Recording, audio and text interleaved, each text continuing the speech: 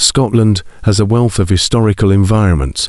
Its museums and collections are filled with artifact, art, and treasure. Its history is displayed in its castles and churches, within the remains of its Neolithic origins, its classical past, and its industrial heritage. However, there is much still interred in the ground, hidden history. But not all unrevealed history lies buried deep in the earth. Some remains unseen due to antiquarian misunderstanding and the corruption of history they leave behind.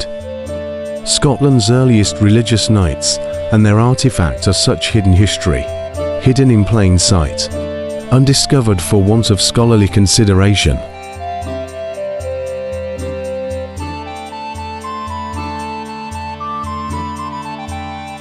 In 1124, Alexander I of Scotland died. David, his younger brother, was urged to take the Scottish throne. Dubbed Prince of the Cumbrians, he had the backing of Henry I of England. David had been exiled to England in 1093, and since around 1100 had become a dependent at the English court. Therefore, in 1124, David travelled to Scotland. He was accompanied by a long-term friend and ally from the court of Henry I, Robert Lerish, Lord of Hatton de Cleveland. Robert, also known as Robert de Maulle, was held in high regard by David, and as newly crowned King of the Scots, David granted Robert Lerish a barony in Midlothian. In 1128, Hugh de Payens, Master of Templars, visited Scotland to procure resources for the Templar cause in the Holy Land. King David gifted money, and his vassals responded to Hugh de Payens' petition. Midlothian became the focus of the Knights Templar First land holdings, with a preceptory created at its centre. David's support for the Templars and the Crusades was unquestionable. A contemporary witness, Aelred, testified Templars closely surrounded the king corresponding regularly with Bernard de Clairvaux, one of the principal architects of the Templar order. Robert Lerish of Midlothian is thought to have died around 1130, but before he died, he relinquished his Yorkshire titles to his brother, and his Midlothian barony to another unknown beneficiary. Robert chose not to leave his lands as inheritance to his sons. Instead, his adolescent children, William and Roger, were destined to serve the church. In 1138, William Lerish, as a young man, won his spurs in King David's northern campaigns. Acknowledged for his bravery at the Battle of the Standard, William was awarded the barony of Fowlis in Perthshire. By 1141, William is recognised as a knight. Witness to royal charter, he carries the title Masculus, a title carried by 11th and 12th century secular clerics and secular canons. It is a term recognised in antiquity, describing the ideal masculine attributes of the classical male and church expectation of a Christian knight. William shares his title with at least 6 other knights and family members on charter, as a religious confraternity or brotherhood of knights, while he remains recorded as Lord of Fowlis until his death before 1189, and recorded posthumously as Lord William, Knight.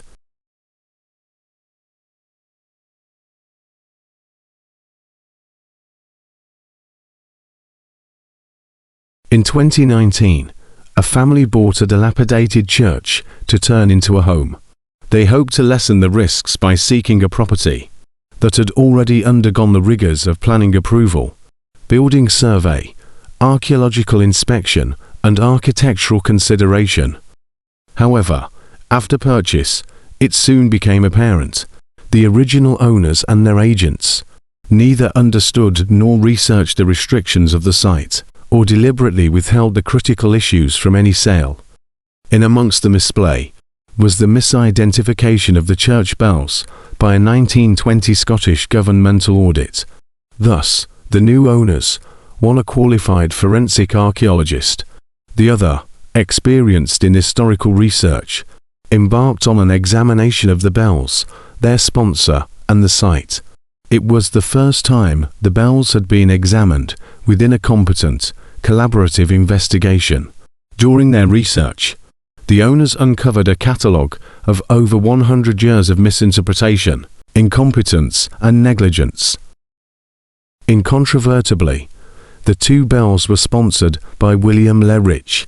His name existed on an engraving, dated 1154, citing him head of the convent of Sacro-Nemor, and on a bell declaring him father and master over its community for 22 years. William's initials appeared on the second bell, a 12th century pattern bell bearing his personal armorial. William Lerish was thus confirmed a secular cleric, knight, father to a holy convent, and head of a religious community. However, to be styled knight, whilst recognized as head of a religious convent, William could only be a member of a religious military order. Only two military orders are recorded in Scotland at this time: the Knights of St. John, granted land in West Lothian, and the Knights Templar, centred in Midlothian. With William's father's bequest and connection to the king, it was certain a Templar's bells hung above the owners' heads, and beneath their feet lay remains of the former religious house of Sacro-Nemor, along with decorative stone from a dismantled Templar-built church.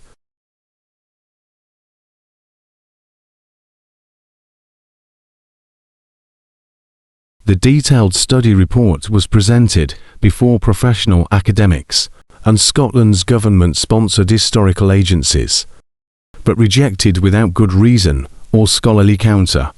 Despite dedicating 4 years of their lives to find out the truth, presenting their discovery via commendable investigation, the owners would be intentionally frustrated by conceit and obduracy. It thus became a quest not to prove newfound history, but a trial to penetrate ubiquitous academic bias and arrogance directed at the finders, deemed amateur and therefore untenable. Even with their presentation of incontestable evidence, it is a familiar story. Dispute with an obstinate establishment, and academic prejudice, commonly termed academic snobbery.